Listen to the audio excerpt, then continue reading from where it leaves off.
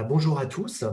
Euh, J'allais dire déjà l'avant-dernier jour de Frugagile, mais non, non, en fait, je ne sais pas si vous avez suivi ou je ne sais pas si on a déjà communiqué, ça se trouve, c'est une information, une top news. Finalement, ce n'est pas du tout l'avant-dernier jour de Frugagile, mais on remet ça la semaine prochaine sur le stop ou encore là, qu'on a lancé en début de semaine. Il y a eu beaucoup de réponses et donc il va y avoir quelques interventions la semaine prochaine, un peu moins que cette semaine, mais il y en aura quand même quelques-unes et du même niveau, de la même qualité, donc on est super content. Donc n'hésitez pas à retourner sur le Discord ou sur Twitter ou je ne sais où, il y a le lien pour s'inscrire pour la semaine prochaine, et donc voilà, il va y avoir encore plein de choses la semaine prochaine. C'est maintenant Rafik qui va intervenir. On avait demandé à Rafik, un peu dans la logique de cette semaine, hein, de faire un peu la rétrospective, de participer à la rétrospective des 20 premières années du Manifeste Agile. Pour Rafik, c'était pas suffisant. Lui, il préfère venir 2500 ans avant. Voilà, c'est histoire de se mettre un challenge un peu plus, un peu plus fort. Donc, Rafik, je vais te laisser présenter ton sujet et puis je suivrai les discussions, je suivrai les questions-réponses et on fera une petite session en fin d'intervention. Voilà, Super, je te remercie beaucoup, Eric. je t'en prie. Bonjour à toutes et à tous. Merci pour votre confiance, merci d'être là aujourd'hui. Donc, je vous rassure, hein, je ne vais pas parler de moi super longtemps. Vous n'êtes pas venu pour m'entendre parler de moi, mais plutôt de Sun Tzu. Mais je vais quand même me présenter très rapidement pour celles et ceux qui ne me connaissent pas. Je m'appelle Rafik, j'ai 44 ans, je suis ce qu'on appellerait un coach agile Infinity. Je suis fondateur de We Love Agility.coach où j'accompagne les entreprises dans leurs évolutions, je dirais, et co-rédacteur de Infinity Guide. Voilà pour l'intro. Alors, j'ai choisi effectivement, comme dit Eric, de vous parler d'agilité.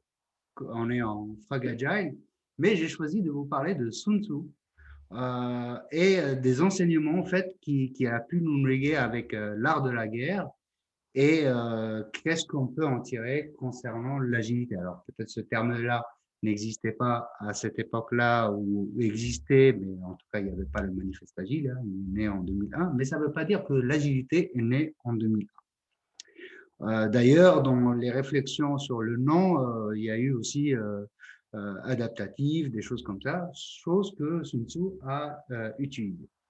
Alors, sans plus tarder, on y va dans le vif du sujet. Alors, est-ce que ça fonctionne?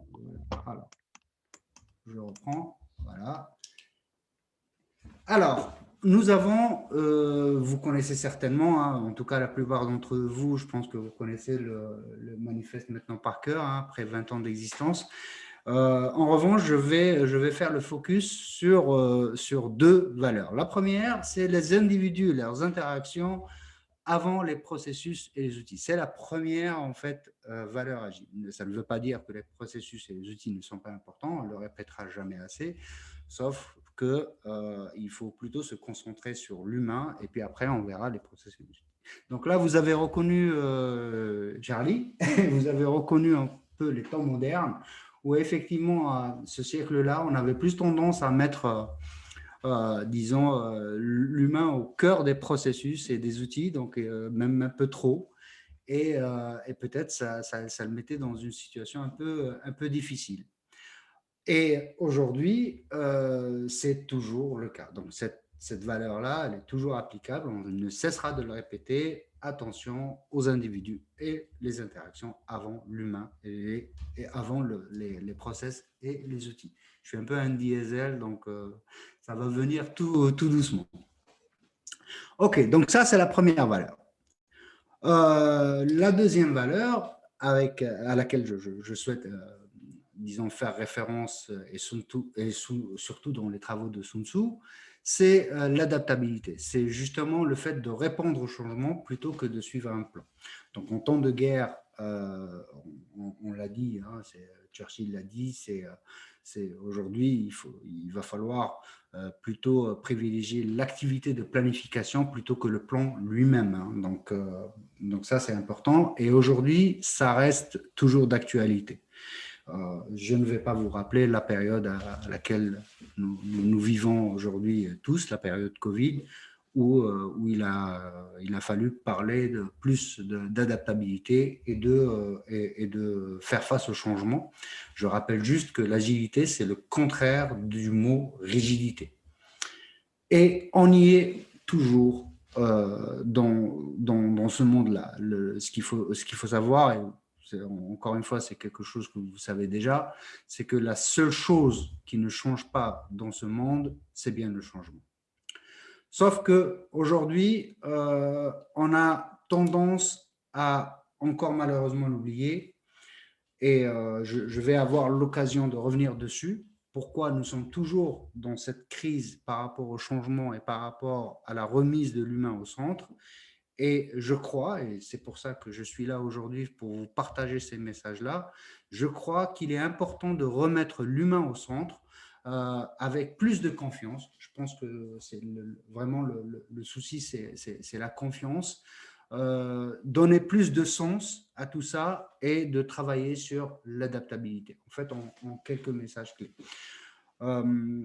Aujourd'hui, c'est quelque chose dont nous avons hérité du siècle dernier. Nous vivons une 4e révolution technologique avec l'intelligence artificielle, etc. Et tant que l'intelligence artificielle ne va pas elle-même prendre les choses en main pour remettre l'humain au centre et l'adaptabilité, c'est toujours l'être humain qui doit le faire. Aujourd'hui, c'est une question de leadership. Le leadership, c'est le cœur de ce sujet-là avec Sun Tzu, que ce soit pour la première valeur de l'Agile Manifesto ou la 4e valeur, c'est une question d'humain, c'est une question de leadership. Et attention, je ne suis pas en train de parler de manager. Manager, c'est une responsabilité au sein d'une structure, d'une organisation. Pour vous donner un exemple, concernant le leadership et le management, vous pouvez par exemple être product owner avec peut-être une certaine appétence ou une certaine compétence technique. Donc ça, OK. En revanche, si vous êtes crafter, la compétence technique devient obligatoire. Donc en fait, tout ça pour vous dire que nous sommes tous, en tant qu'êtres humains, confrontés à cette compétence de leadership. On en a tous besoin et on en a peut-être tous à des niveaux différents. En revanche, quand il s'agit de management, quand il s'agit d'être manager, donc avec une responsabilité dans une structure, là, la compétence leadership devient obligatoire. C'est comme un crafter, il est obligé d'avoir la compétence technique ou de monter dessus. Ce n'est pas possible de faire autrement. Et un product owner, il peut avoir la compétence technique, mais ce n'est pas une obligation. Donc voilà un peu pour faire le distinguo entre les deux. Et avant d'aller plus loin, je voudrais vous raconter une histoire. Je voudrais vous raconter l'histoire de ce monsieur-là, 1962 en Algérie. Ce monsieur, c'est mon père. Il est toujours, ça fait 1 an et demi que je ne l'ai pas vu avec la pandémie. En 1958, il a eu son diplôme d'enseignant. En 1962, l'Algérie a eu son indépendance. Qu'est-ce qui s'est passé à cette époque-là, en 1962? C'est qu'il y a eu une rupture entre les enseignants qui étaient là et ceux qui sont restés, dont mon père, et les écoliers sans enseignants. Mon père, il était encore jeune enseignant avec ses confrères à cette époque-là. Ils ont tout de suite compris qu'une année sans scolarité veut dire beaucoup d'impact négatif, veut dire un décrochage scolaire, veut dire des avenirs qui sont compromis, veut dire que des enfants qui passeraient à côté de leur futur radieux avec une éducation et une instruction. Donc, il a fallu faire quelque chose parce que à cette époque-là, le gouvernement algérien n'avait pas les moyens de mettre tout de suite en place un ministère d'éducation pour lancer les enseignements, et les enseignants, les former, etc. Donc, c'était une année charnière entre 1962 et 1963. Et là, à ce moment-là, qu'est-ce qu'il fallait faire? Il fallait attendre, il fallait agir, une situation inédite à laquelle ils n'ont jamais été confrontés. Et ils n'avaient pas de chef, d'accord? C'était des enseignants qui étaient un peu livrés à leur, disons, à leur sort et avec l'avenir des jeunes Algériens, disons, entre leurs mains. Eh bien, ils n'avaient pas le choix que de s'auto-organiser. Ils n'avaient pas le choix que de se dire, OK, les gars, on va maintenant se dispatcher toutes les régions et on va sillonner ces régions-là et on va essayer de recruter les gens qui pourraient être intéressés, qui sont peut-être faits pour l'enseignement, avec ce qu'on appelle aujourd'hui des soft skills et des hard skills. Il a fallu en fait qu'ils s'auto-organisent pour aller chercher ces gens-là là où ils se trouvent. Donc, ils se sont auto-organisés pour aller chercher ces gens. Mon père, il était dans l'Oranie, donc dans l'ouest algérien, et il était en charge d'une région comme ses confrères. Il a pu recruter 7 enseignants entre 1962 et la rentrée scolaire 1963. Et ainsi de suite pour les autres. Ils étaient, je pense, 600 sur tout le territoire algérien. Et avec ça, il a fallu qu'ils puissent bâtir la confiance entre eux et les gens pour qu'ils puissent les suivre, hein, des villages, même des agglomérations un peu plus éloignées ou des agglomérations un peu plus, disons, denses. Il a fallu qu'ils les suivent, il a fallu qu'ils acceptent d'être formés, et il a fallu aussi travailler sur des gestes peut-être dans la pédagogie où on est plus dans l'empathie par rapport aux enfants, etc. Donc, il a fallu donner du sens. Pourquoi c'est urgent de venir? Pourquoi aussi de choisir ce secteur d'enseignement au lieu de choisir le secteur de l'industrie ou des hydrocarbures qui payaient beaucoup plus? Il fallait aussi se battre, hein, parce que les autres secteurs étaient aussi en train de s'adapter. Donc, il y a de tout. Donc, mon père et ses amis, en fait, ils ont appliqué un peu Sun Tzu sans le savoir. Et ils ont pu recruter le temps que le ministère de l'Éducation se mette en place en un an, en 1963, pour reprendre un peu le flambeau de manière un peu plus organisée, etc. Mais il a fallu faire quelque chose. Donc, voilà un peu un exemple d'application de Sun Tzu. Et je ne pense pas que mon père, en fait, et ses amis connaissaient Sun Tzu à cette époque-là. Et c'est pour ça que quand il m'a raconté cette histoire, mon père, quand j'étais petit, quand j'ai découvert Sun Tzu avec mes travaux d'accompagnement pour les managers, par exemple, j'ai pu faire le lien un peu entre ces deux histoires-là. Et du coup, je me suis dit, je vais vous parler de Sun Tzu aujourd'hui. Sun Tzu, effectivement, oui, il a écrit un bouquin qui s'appelle L'art de la guerre, que vous trouvez ici sur votre droite, avec des lames de bambou, et une statue qui est au Japon, tout en sachant un peu les rapports entre les Japonais et les Chinois, qui sont peut-être pas au top tout le temps. Mais mis à part ça, c'est quelqu'un de reconnu. Alors, vous allez peut-être trouver dans la littérature, effectivement, que Sun Tzu, c'est quelqu'un de sanguinaire, etc. Personnellement, moi, je n'ai pas trouvé ça dans l'art de la guerre. Dans l'art de la guerre, j'ai trouvé de la sagesse. Parce que ce ne serait pas le cas, je pense, s'il n'y avait pas cette sagesse-là. Je pense que Sun Tzu, aujourd'hui, avec l'art de la guerre, ne serait pas enseigné dans les plus grandes écoles militaires et de management, d'administration ou de business. Il ne serait pas utilisé par des coachs, par des équipes pour leur championnat en tant que livre de chevet, en tant qu'enseignement. Je pense qu'il y a beaucoup de choses à apprendre de Sun Tzu au-delà de la guerre. Et je vous invite en fait à cette vision-là avec cette première citation, ce premier extrait qui dit que vaincre l'ennemi sans même se battre, voilà le fin du fin. Donc voilà ce qui me permet de dire que Sun Tzu, c'est quelqu'un d'humaniste. c'est quelqu'un qui déteste la guerre. Et d'ailleurs, vous pouvez le retrouver dans d'autres ouvrages de généraux ou de militaires aujourd'hui.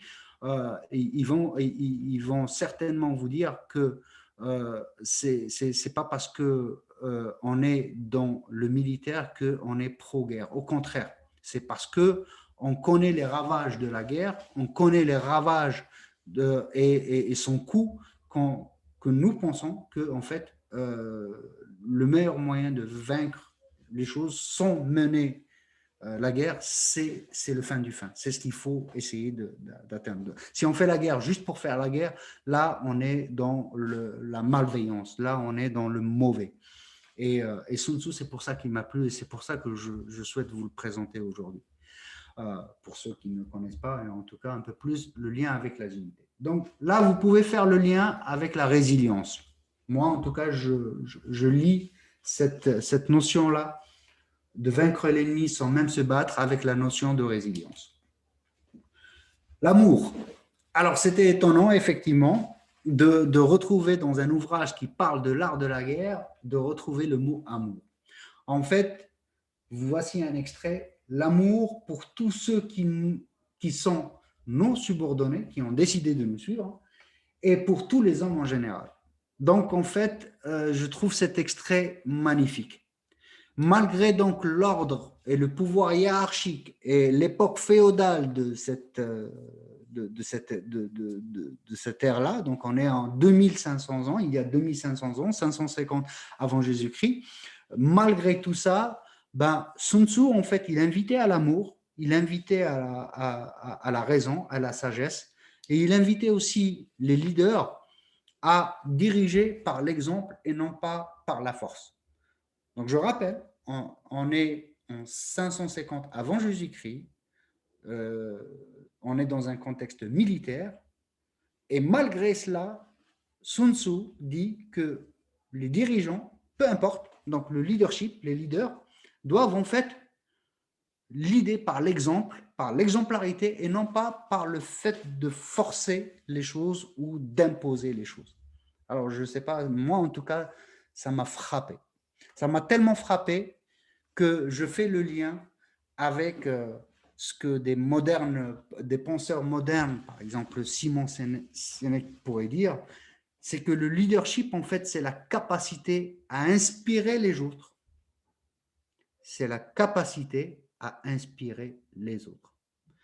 Le leadership, c'est une compétence, j'insiste là-dessus, c'est une compétence dont nous avons tous besoin à un moment ou à un autre dans notre vie, parce que nous avons, en tant qu'être humain, soit on a besoin que des gens nous suivent par le cœur, soit on suit des gens par le cœur. Ne serait-ce que parmi vous qui ont des enfants et qui ont surtout des adolescents, par exemple, ils savent bien que le challenge, c'est de les inspirer, c'est leur donner cette exemplarité et non pas les forcer à faire quelque chose. Ça, aujourd'hui, on le comprend et on le sait. Donc, j'ai effectivement choisi cette image-là, avec le cœur et la flèche, pour vous dire que le leadership, c'est un savoir-être et c'est un savoir-faire qui se développe. Et ça, on n'a pas besoin aujourd'hui de le savoir avec des récentes recherches. C'est quelque chose qui existe depuis la nuit des temps. Et la preuve, on est en train de parler de quelqu'un qui a existé il y a 2500 ans.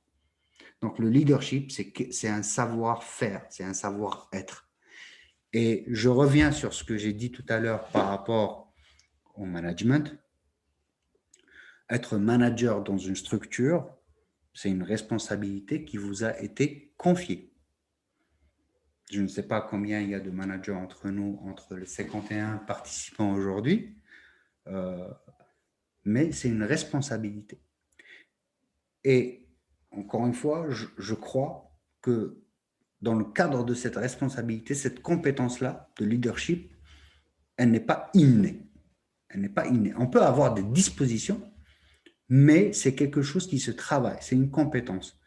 Et c'est pour ça que j'entends dire des gens, en fait, plusieurs fois dans mes accompagnements, Ouais, j'ai été affecté au poste de manager parce que j'étais un très bon technicien ou j'étais un très bon développeur ou j'étais un très bon fonctionnel. Sauf que je ne suis pas fait pour le leadership. Est-ce que tu as déjà organisé une soirée? Oui. OK. D'accord. Est-ce que tu aimes l'être humain? Oui. Bah, du coup, c'est quelque chose que tu as toi en toi et qui se développe. Mais certes, pas tout le monde est fait pour être leader.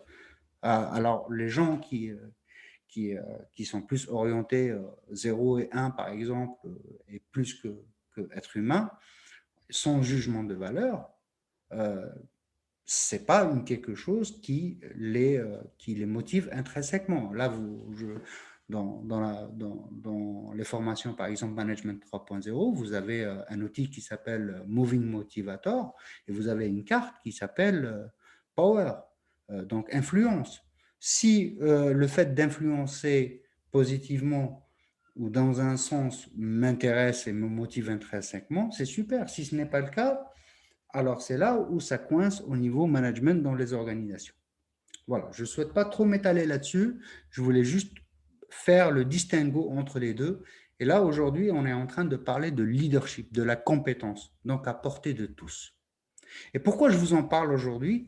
Je vous rappelle les deux valeurs dont on a parlé. Remettre l'humain au centre, donc les personnes et leurs interactions avant les processus et les outils, et l'adaptabilité. Et aujourd'hui, le monde, et particulièrement le monde du travail, a besoin de plus de leadership. Encore une fois, tant que ce n'est pas l'intelligence artificielle qui va le faire dans quelques années, c'est une question d'être humain. Donc, c'est une question de femmes et d'hommes. C'est une question d'hommes avec un grand H. On a besoin de plus de leadership pour remettre l'humain au centre. Et pour ça, les rapports se multiplient. J'ai choisi de vous sortir le rapport Gallup, qui indique ici, certains parmi vous le connaissent certainement, dans le monde, après, disons, l'enquête, 15% des personnes se sont engagées. Le reste, il est dispatché entre fortement désengagé ou non engagé. Sachant que le fortement désengagé, ça veut dire que je vais œuvrer à désengager mes confrères, mes collègues. En Europe, on chute à 10. On en a 19, donc 20%, qui sont dans une posture de désengagement. Ce sont des chiffres, ce sont des rapports. Il y en a eu d'autres. L'INSEE, on a également, enfin, les rapports se multiplient. Ça, c'est un rapport parmi d'autres.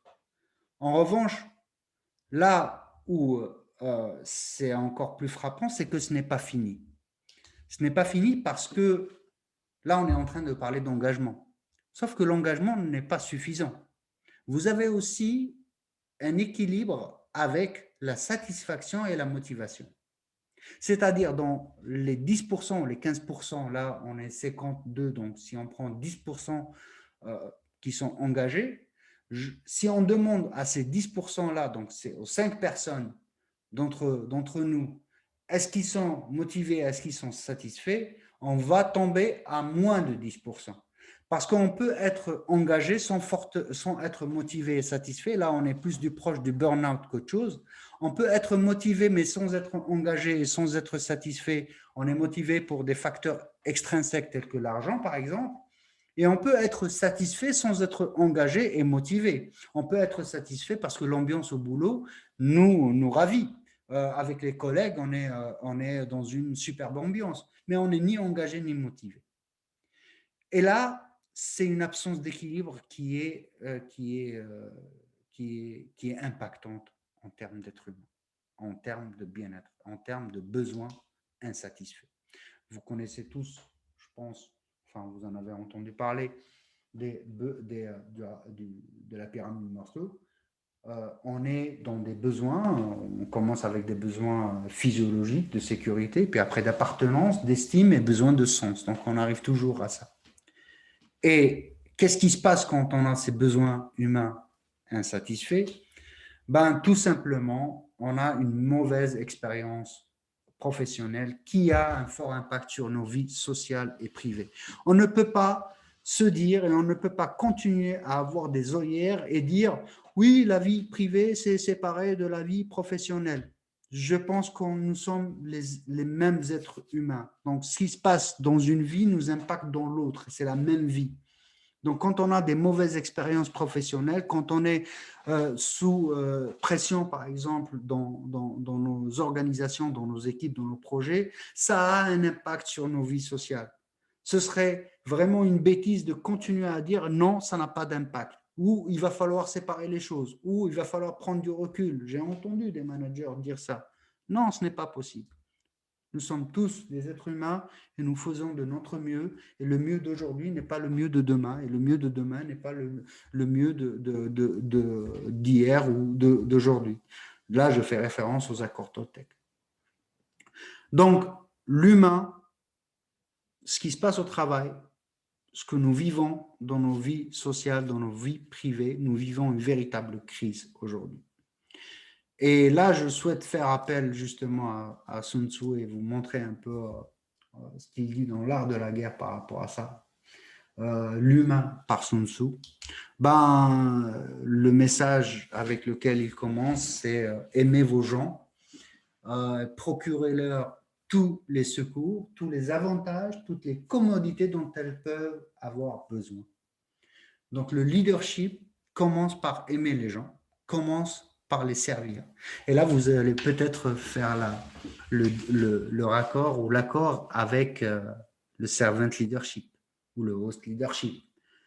Donc là, aujourd'hui, on pose des mots dessus, mais ce n'est pas nouveau, ce n'est pas quelque chose qu'on découvre, c'est quelque chose qu'on redécouvre et qui est toujours d'actualité. En fait, Sun Tzu nous invite à être empathique, à développer ce qu'on appelle aujourd'hui l'intelligence émotionnelle, à connaître les gens qui ont choisi de nous suivre avec le cœur et à bâtir la confiance. Donc Sun Tzu nous invite à dire que la confiance, en fait, celui qui a réussi à instaurer cette confiance mutuelle, en fait, dans l'art de la guerre, Sun Tzu nous dit que ce sont les dirigeants, ce sont les généraux qui vont le plus réussir, c'est ceux qui réussissent à instaurer la confiance mutuelle. D'ailleurs, aujourd'hui, si vous voyez, si vous connaissez par exemple le livre de Patrick Lencioni, Five Dysfunction of Teams, en français, comment optimiser vos équipes, c'est la première brique de cette pyramide-là, elle commence par la confiance. Parce que sans la confiance, on ne peut pas avoir, disons, de facilité pour dire les choses, donc pour dire dans les conflits, pour dire ce que nous pensons. Et ça veut dire qu'on va avoir un manque d'engagement et donc un manque de responsabilité et un manque donc d'attention aux résultats. La confiance, c'est la base de tout. Être empathique, comprendre les attentes et les motivations intrinsèques des gens qui ont suivi, qui vous suivent par le cœur. Et encore une fois, je parle de leadership. C'est-à-dire, vous pouvez être un développeur, vous dites, OK, on ne fait pas de rétrospective, je vais essayer de me proposer, je vais voir avec le management pour avoir des autorisations pour le faire. Vous n'avez pas besoin d'avoir cette étiquette de Scrum Master, Agile Master ou de Kanban Master.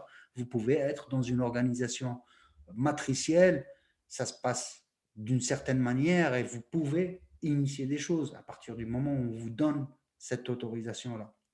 Moi, je me rappellerai toujours en fait d'une histoire de quelqu'un que j'ai rencontré dans un restaurant et que j'avais rencontré dans un autre restaurant auparavant. Sauf que j'avais le droit à 2 services totalement différents. Et chasser le naturel, il revient au galop. J'ai été le voir, je lui dis salut, écoute, je pense que je t'ai rencontré dans un autre restaurant, le service n'était pas top, je permets moi de te le dire, c'était complètement désagréable, etc. Et là, je vois quelque chose d'autre.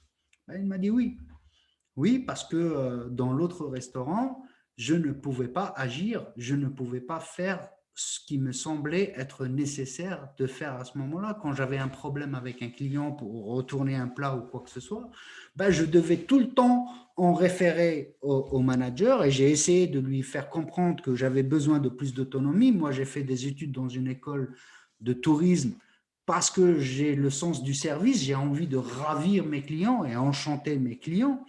Et là, aujourd'hui, c'est pas le cas. Aujourd'hui, j'ai un manager qui me fait totalement confiance.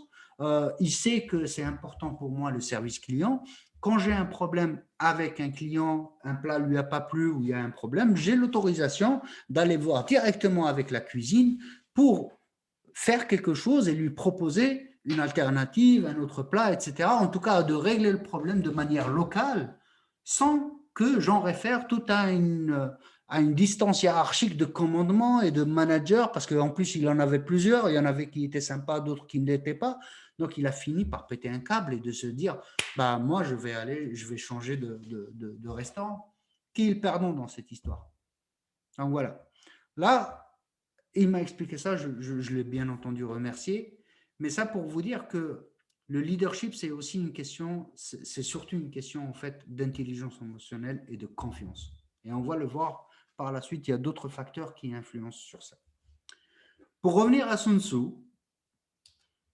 Sun Tzu nous disait aussi d'unir nos troupes.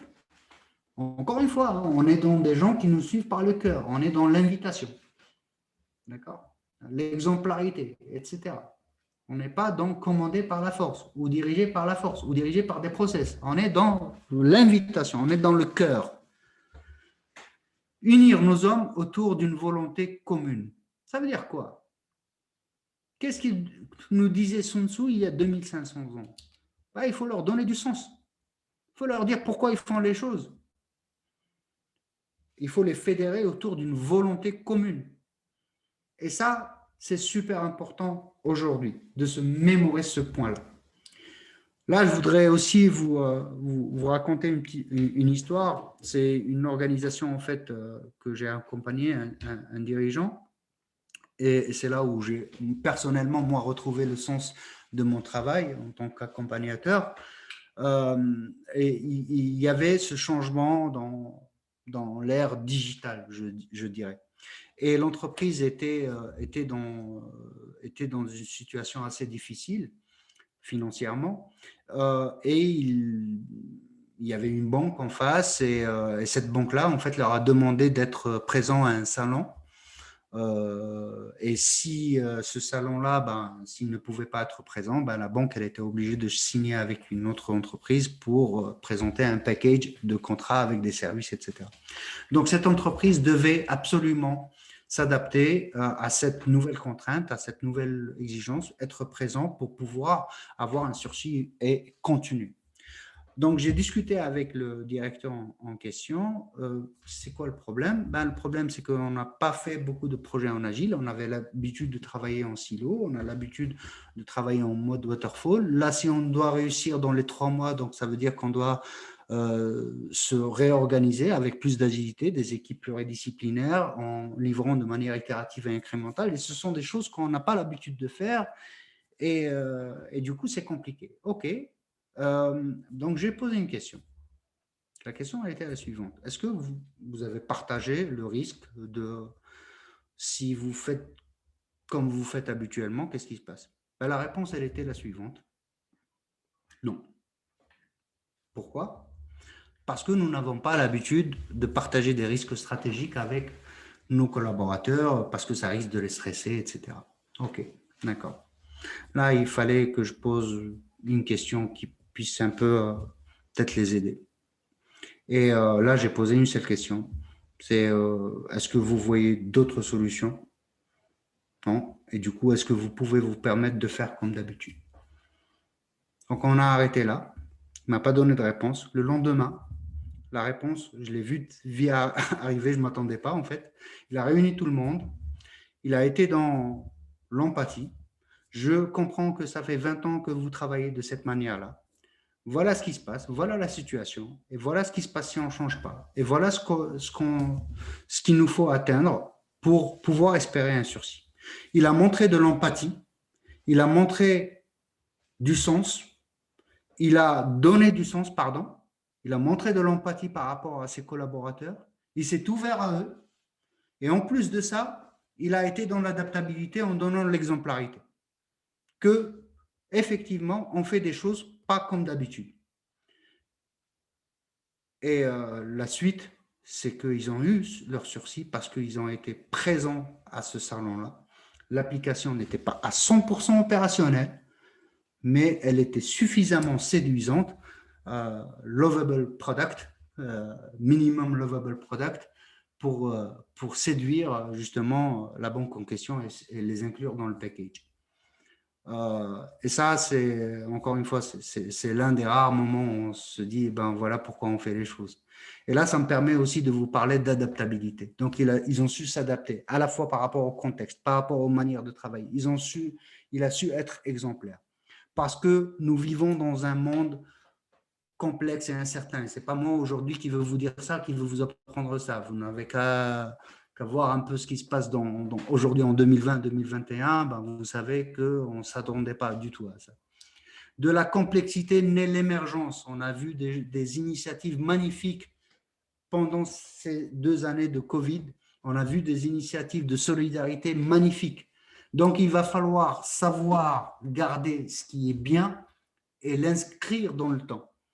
De l'émergence, c'est la naissance de phénomènes qui n'étaient pas planifiés, qui n'étaient pas attendus.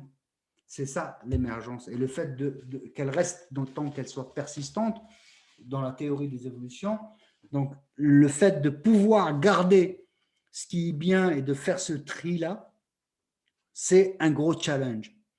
Et c'est ça dont nous parle Sun Tzu également, donc dans la 4e valeur de l'agilité. Donc on a parlé de la première, et là maintenant on va parler de la 2e, une question d'adaptabilité. Encore une fois, qu'est-ce qu'il nous dit? Un grand dirigeant doit savoir l'art des changements. Il parle d'art.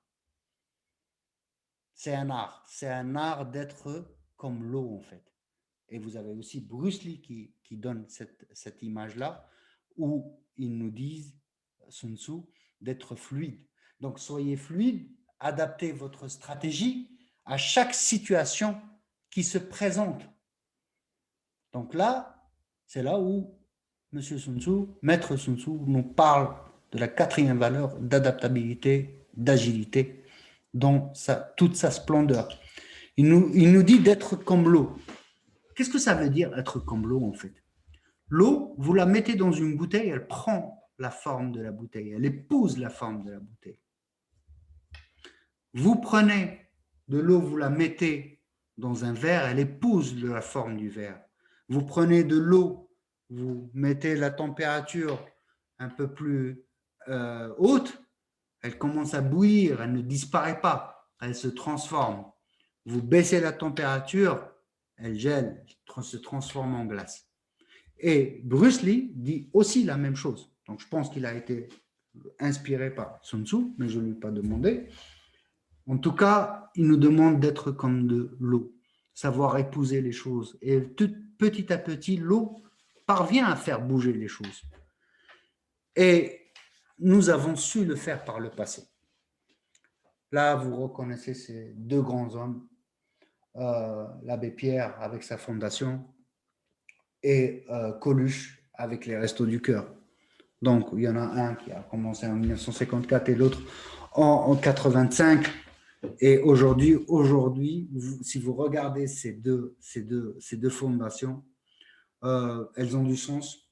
Il y a de la confiance, il y a de l'empathie et elles ont su s'adapter. Aujourd'hui, Resto du Cœur, vous pouvez voir, ils ont un site, ils ont une application, ils ont du monde un peu partout, etc. On est dans le changement continu. Donc, nous avons su le faire par le passé. Dans ce domaine-là, d'accord, dans le domaine du social,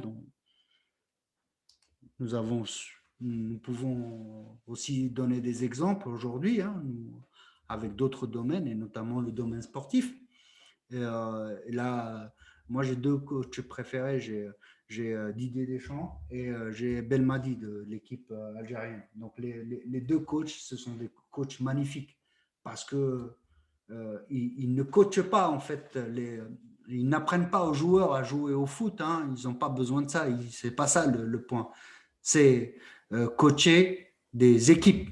C'est le fait de leur apprendre à travailler ensemble, à être dans la collaboration, leur donner du sens, leur donner une vision Et ça, on a su aussi le faire dans ce domaine sportif, le handball, donc, enfin dans plusieurs domaines. Mais je pose la question, aujourd'hui dans le domaine professionnel, dans le monde du travail, ils sont où nos Didier Deschamps? Qu'est-ce qui se passe? Qu'est-ce qu'on fait pour sortir de ce cercle-là, de ce cercle vicieux? La peur qui induit plus de contrôle, donc plus de méfiance, et donc induit encore plus de peur, plus de contrôle, plus de méfiance. Quand est-ce qu'on va essayer de faire sortir les gens de ce cercle vicieux vers un cercle plus vertueux où il s'agit d'empathie, il s'agit d'autonomie, il s'agit de rebâtir la confiance pour sortir des chiffres catastrophiques que je vous ai montrés au départ? Quand est-ce qu'on arrivera à célébrer des choses de manière collégiale et de changer les choses de manière profonde pour arrêter ou stopper ou freiner ou même changer cette crise sociétale qui nous touche tous? Donc ça, c'est quelque chose aujourd'hui, je pense qu'il est important que chacun d'entre nous, à son niveau, puisse y réfléchir et voir un peu qu'est-ce qu'on peut faire. Donc, pour résumer, en fait, le message de Sun Tzu, c'est simple. C'est fédérer les hommes autour d'une compétence qui est centrée sur l'humain.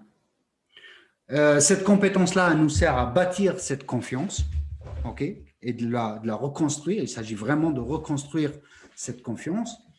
Donner du sens aux choses. Là, vous avez, par exemple, dernièrement, il y a Simon Sinek, j'aime bien ce monsieur et ce qu'il fait. Il a comparé l'argent au carburant des voitures. On n'achète pas une voiture pour y mettre du carburant, on achète une voiture pour se dire ben, on va se déplacer avec et on met le carburant dans le réservoir pour pouvoir y aller. Et aujourd'hui, il compare un peu le sens des entreprises et l'argent. L'argent sert comme carburant. Donc, voilà, donc je vous transmets cette image-là qui en tant qu'analogie, me frappe beaucoup. Il faut revenir à du sens, savoir s'adapter en donnant l'autonomie aux gens. Il y a quelque chose qui est en étroite liaison entre l'autonomie, le contrôle, la confiance, l'adaptabilité. C'est des choses qui influencent les unes par rapport aux autres. Et dans le monde d'aujourd'hui, avec ce qui se passe et avec la 4e révolution technologique, je pense que c'est quelque chose de nécessaire de pouvoir s'adapter. Et si en plus vous en avez les autorisations, c'est-à-dire si en plus vous êtes manager, donc vous avez une certaine responsabilité dans vos organisations, vous avez cette responsabilité-là de développer cette compétence qui s'appelle le leadership, en vue de développer la première valeur et la 4e valeur du manifeste. Et vous pouvez le faire. Tout le monde peut le faire. C'est une compétence, donc ça se développe comme de la musculation. Donc, il ne suffit pas de le faire une fois, il faut le faire plusieurs fois et ça se développe. Pour terminer, je souhaiterais cette fois-ci revenir à Madiba, Nelson Mandela, un grand homme, qui dit « Une vision qui ne s'accompagne pas d'action n'est qu'un rêve. Une action qui ne découle pas d'une vision, c'est du temps perdu.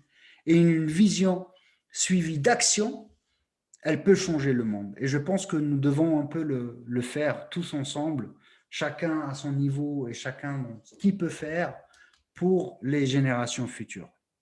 Je pense que nous leur devons ça. Nous leur devons une planète peut-être qui tournerait un peu mieux que la planète d'aujourd'hui. Voilà, donc j'en ai fini. J'ai le rôti en fait que vous pouvez scanner en ligne et je pense que Eric, si tu veux bien aussi le mettre sur le chat avec le lien. Et place maintenant à vos questions. Je pense que voilà, on est dans le temps. Il nous reste quelques 13 minutes pour vos questions, discussions. Et puis aussi, si vous souhaitez voir d'autres citations de l'art de la guerre et de Sun Tzu, je vous en ai préparé 2 ou 3 si ça vous dit, si on a quelques minutes par la suite. Voilà. Mais maintenant, vos feedbacks, vos questions, je suis tout à vous. J'espère que ça vous a plu, ce que je vous ai raconté aujourd'hui. J'espère que ça a eu du sens pour vous. Et voilà, et je suis là pour recueillir vos feedbacks, vos retours. Je vois que ça clignote, la discussion. Je n'ai pas encore cliqué dessus, donc je ne sais pas ce qui se passe dedans. Oui, merci Rafik. Tu m'entends? Oui, c'est bon. Oui, Oui, oui, oui. j'ai rouvert mon micro, ma caméra. Oui, très bien. Merci beaucoup Rafik. C'était très inspirant. Euh, j'ai 2 questions. Euh, alors, là, hop, je prends ici la première. Donc, j'ai l'impression que certains managers, du fait de la rudesse de leur mission, se coupent de l'humain. C'est une forme de protection, mais aussi un drame. Est-ce que tu as déjà été confronté à ce type de contexte et est-ce qu'on peut casser cette carapace? Est-ce qu'il y a des moyens pour essayer d'aller casser cette carapace? Euh, oui, malheureusement, oui, se coupe de l'humain. En revanche, je dois dire quelque chose. J'en ai parlé hier de manière un peu spécifique, chez une possible mission chez un compte, parce qu'aujourd'hui, c'est difficile pour tout le monde. En fait, je ne suis pas certain qu'ils le font tous exprès. Parce que eux-mêmes, en fait, il y a une question qui revient, c'est est-ce que c'est dangereux pour moi, en fait? Et ça, on peut pas reprocher aux gens de vouloir se protéger. En revanche, parfois, il y a même un peu trop d'excès dans cette protection. Par exemple, si je parle encore du Covid, les anticorps, c'est ce qui cause, c'est la réaction en fait exagérée de la protection qui cause peut-être les problèmes de santé un peu plus importants. Et ben c'est la même chose en fait. C'est ce que j'ai le plus remarqué. Je ne dis pas que c'est toujours le cas, j'ai beaucoup remarqué que des managers, en fait, dans leur bienveillance, dans leur excès de bienveillance, il n'y a pas une question de problème de fiabilité. Ils sont humains, ils pensent aux autres, etc. Mais dans leur excès de bienveillance, ils tombent dans les travers. Il y a un proverbe africain qui dit, si tu décides pour moi et tu décides sans moi, tu décides contre moi. C'est un proverbe africain, je pense. Donc, et ça, c'est le point en fait que j'essaie vraiment dans mes accompagnements, dans mes formations, d'expliquer ça aux managers. C'est de leur dire, les gens, ce sont des gens responsables, autonomes, adultes. Vous ne pouvez pas décider à leur place, même dans la bienveillance. Donc voilà, donc quand ils ont oublié un peu l'humain, la plupart des temps, c'est pas intentionnel, c'est pas volontaire. Donc ils ont besoin d'un peu d'accompagnement, de workout pour qu'ils sachent détecter tous les gestes quand ils interviennent dans le comment, au lieu de rester sur la vision et sur les moyens et sur le cadre, plutôt que d'aller dans le comment. Ok. Je ne sais pas si ça répond à la question. Si, si, c'est vrai que cette question, euh, j'aurais pu la poser, elle vibre beaucoup parce qu'on se rend compte à quel point ton discours, il y a quand même un fond de spiritualité, de psychologie, voilà, donc c'est ultra humain. Et c'est vrai que parfois, les rapports en entreprise, on a du mal à aller dans ce registre-là, quoi. Mais qui est pourtant essentiel vu que bah, nous sommes humains. Oui, Euh, là, j'ai eu une réflexion récemment. On me dit, oui, on veut laisser la totale autonomie aux équipes. Euh, Comment leur dire qu'ils sont aussi dans l'excès? Parce que quand on est dans une totale autonomie, on est plutôt dans l'anarchie et du coup, l'alignement, il est où? Et c'est là où le rôle des leaders et des managers revient dans le leadership. Et d'ailleurs, Sun Tzu, il en parle beaucoup. Là, je suis en train de préparer un livre là-dessus. Hein, donc, je suis en train d'écrire, je pense que je suis arrivé à 30%. Et il dit beaucoup de choses là-dessus aussi sur les signaux. C'est-à-dire, il dit que commander une grande armée, c'est comme pour commander à quelques hommes. C'est toute une question de signaux. C'est comme, par exemple, le code de la route. Est-ce que vous pouvez prévoir tous les déplacements des véhicules? Non. Mais qu'est-ce qu'on fait? On met un nombre de règles restreints, le code de la route et des signaux. Et en fait, il faut un minimum. Et c'est ça le cadre. Et c'est ça, en fait, les managers, ce qu'ils doivent apprendre à faire. Parce que j'ai eu quelqu'un chez Renault Digital, un manager qui m'a dit une fois, avant la formation Management 3.0, il m'a dit, Rafik, on nous a dit ce qu'il fallait qu'on arrête de faire, mais on ne nous a pas dit ce qu'il fallait qu'on commence à faire. On nous a dit qu'il fallait laisser les équipes décider, mais on ne nous a pas dit qu'est-ce qu'il fallait qu'on fasse à côté. Bah, à côté, il faut le cadre, il faut les signaux, il faut les transmissions. C'est ça le rôle du management. Et il faut leur faire comprendre que ça, c'est une compétence. Donc voilà. Justement, par rapport à entre pas faire et faire, justement, les conseils pragmatiques pour démarrer, etc., j'ai une question, je fais une transition sur une question qui vient d'arriver. Euh, je, je- je suis sur le point de devenir manager, quelqu'un de débutant. Quel conseil me donneriez-vous? Alors, là, je ne suis pas en train de faire de la promotion, Hmm. très sincèrement. Enfin, c'est pas du tout mon point. Hein. Euh, Là, il s'agit de se former. Le savoir diriger des femmes et des hommes, c'est une compétence et ça se développe. Et c'est ça, en fait, l'erreur que font beaucoup d'organisations. C'est Hmm. parce qu'on a été compétent dans un domaine, on est promu à un autre. OK, c'est super. Mais ça veut dire aussi, il faut former les gens et leur donner les moyens de se former et non pas de leur dire de se former sur le tas. C'est un métier d'être manager. C'est un savoir-faire, c'est une compétence, comme je l'ai dit. Donc, il faut s'intéresser, il faut regarder le management 3.0. J'ai une prochaine formation qui va arriver. On est déjà, enfin, je pense qu'il reste encore quelques places. Il y a aussi d'autres instituts de formation. Il y a aussi de l'auto-formation. YouTube, tu peux. Si tu ne peux pas obtenir une formation par ton organisation, mais ce serait dommage et ça veut dire que là, il faudrait se poser des questions sur les intentions et demander aux gens d'être responsables de d'autres gens et ne pas leur donner les moyens de se former. Là, moi, je m'inquiète un peu. Euh, mais tu peux. Il y a YouTube et d'autres plateformes qui regorgent de vidéos dans ce sens. Il y a les ateliers du management 3.0, les moving motivateurs, le delegation board, des choses comme ça. Donc, il faut se former, il faut être ouvert à cette culture-là. Et il ne faut pas rester sur ses lauriers. Il faut se dire, ben, il faut que je saute, quoi. Finalement, oui, je fais le parallèle avec mon métier, moi qui suis développeur, c'est la même chose, quoi. C'est de la formation continue, c'est un apprentissage technique aussi, quoi. Oui, Il y a un oui. savoir-faire. C'est un Il y savoir. a, il y a, il y a un savoir-faire. Ben, si tu es dans le développement, tu sais qu'il y a des coachs dev Hum, qui posent avec toi les bases pour apprendre à apprendre. hum, En fait, moi, c'est ce que je dis hein, dans mes formations. Les gars, je n'ai pas la prétention de vous dire qu'après 2 jours de formation management 3.0, vous allez devenir les top managers de. Mais au moins, c'est une prise de conscience et au moins, vous allez savoir comment apprendre. hum. Et ça, c'est avec la pratique que ça va venir. Alors, je ne sais pas si ça répond à la question, mais en tout Je cas, pense. En tout cas, ça donne c'est- des pistes. Euh, Autre question, alors la super feedback, hein, c'est limpide comme de l'eau et ça fait du bien, merci beaucoup. Donc ça fait du bien d'entendre ça. Voilà. ah bah, super, super. Je suis vraiment super content. Alors, N'hésitez pas à me recontacter par la suite. Je suis vraiment à votre dispo, quoi.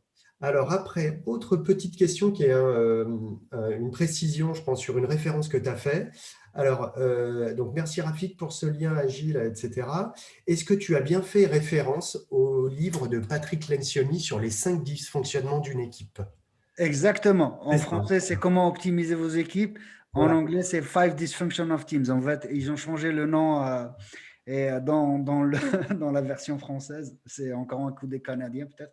Donc, Non, mais c'est bien oui, celui-là, hein. Comme ça, oui, c'est exactement celui-là, oui. D'accord, parfait. Alors, livre que je conseille, hein, Fabrice de l'équipe d'organisation m'a conseillé ce livre il y a quelques années et ça m'a, voilà, ça a réveillé mes neurones. Oui, Super. même j'ai un meet-up avec les Five Dysfunction of Team. J'ai mis en place un atelier. Ben, peut-être que si des gens sont intéressés, je pourrais réorganiser un meet-up dans ce sens. D'ailleurs, c'était avec Fabrice, je l'avais organisé il y a 2 ans, Ah, 2 ou 3 ans. pour Ouais, ceux qui ne connaissent pas, c'est vrai que c'est un bouquin qui, ouais, qui est magnifique. et puis la manière dont il est écrit, hein, vu qu'on se met en situation, c'est vraiment super. Non, on voit du volontiers. N'hésitez pas à m'écrire rafik@weloveagility.coach ou sur LinkedIn Rafik Meki. N'hésitez pas à entrer en contact avec moi. Moi, si je sais qu'il y a une attente là-dessus, bah, en ce moment, j'ai un peu de temps, j'ai du temps, donc je peux le faire. Alors, autre question, un peu plus large, question très courte, mais qui peut, voilà. Ouais. Peut-on inspirer sans agir? Peut-on inspirer sans Inspirer sans agir? agir. C'est pas une question facile. C'est pas une question facile. Je pense que, moi, très sincèrement, je pense qu'il n'y a pas une réponse absolue à cette question-là. Euh, mais je pense que l'action, elle est nécessaire. Si on revient à ce qu'a dit Madiba, donc Nelson Mandela, une vision sans action, enfin, c'est un rêve, quoi. Donc, est-ce qu'on peut être inspiré par un rêve? Peut-être quelqu'un fait un rêve et on est inspiré par ce rêve. Euh, mais même celui qui a dit I have a dream, il a associé l'action. Donc, si on reprend tous les grands hommes, en fait, euh, je cherche un exemple où quelqu'un a dit je rêve de quelque chose sans aller dans l'action et les gens l'ont suivi. Je cherche, hein, très Mhm. sincèrement. Mais pour l'instant, je n'ai pas trouvé. Mhm. Alors, c'est peut-être que si vous en avez dans la salle qui ont des gens qui ont rêvé mais sans action et ils ont été suivis, moi, je sèche. Je ne trouve pas. Je trouve que des hommes et des femmes qui ont associé l'action au rêve. Mhm. Alors, oui, c'est vrai que c'est une question tellement large et ouverte elle pourrait faire l'objet de Ouais. beaucoup de réflexions. On peut aller sur le Discord. Voilà, je fais de la pub sur le Discord de Mais je Frugally. pense que c'est difficile. Ouais.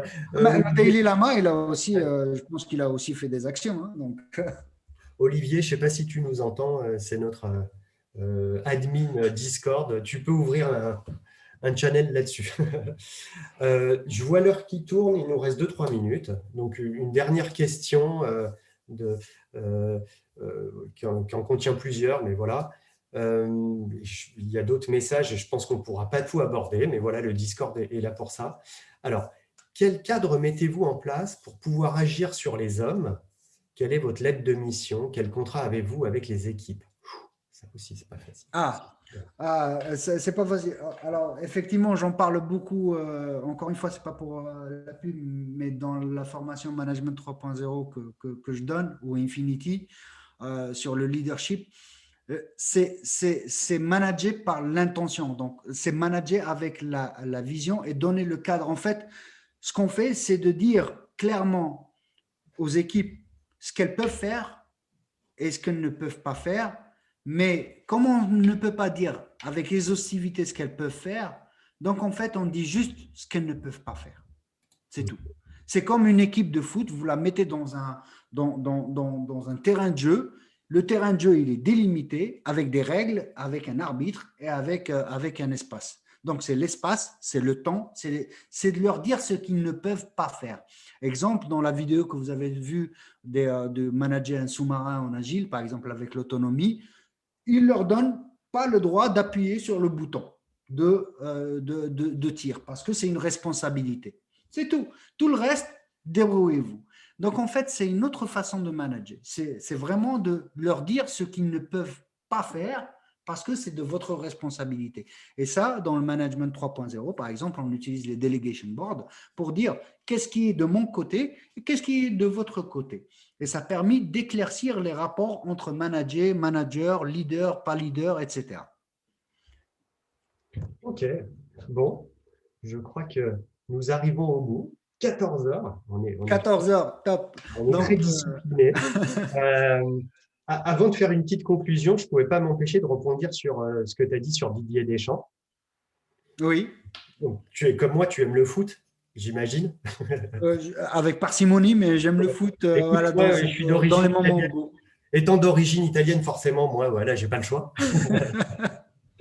Et donc, pour la petite histoire, Didier Deschamps, juste après que l'Italie ait été championne du monde en 2006, entre parenthèses, on avait battu la France en finale, il a été en Italie pour entraîner la Juventus de Turin, qui s'était retrouvée en deuxième division, parce qu'il y avait eu des histoires d'arnaque, machin.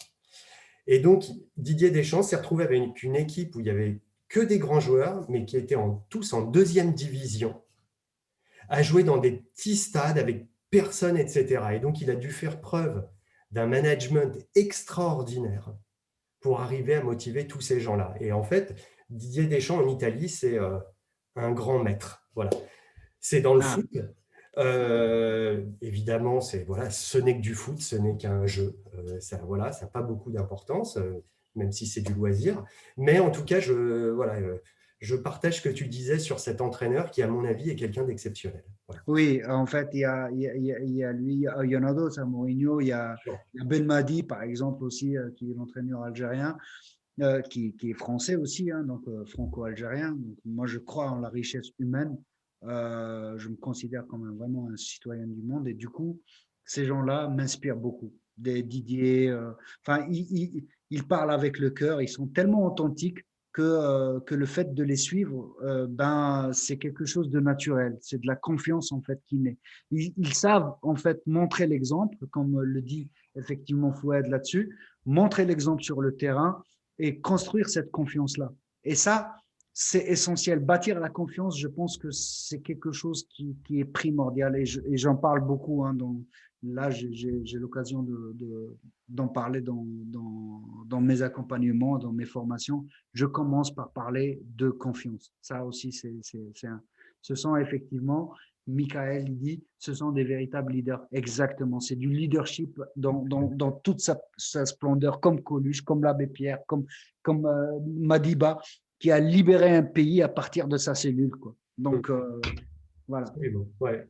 Donc voilà, c'était pour la petite histoire, l'histoire du foot en Italie. Comme quoi, on C'est parle de super. tout à Frugagile.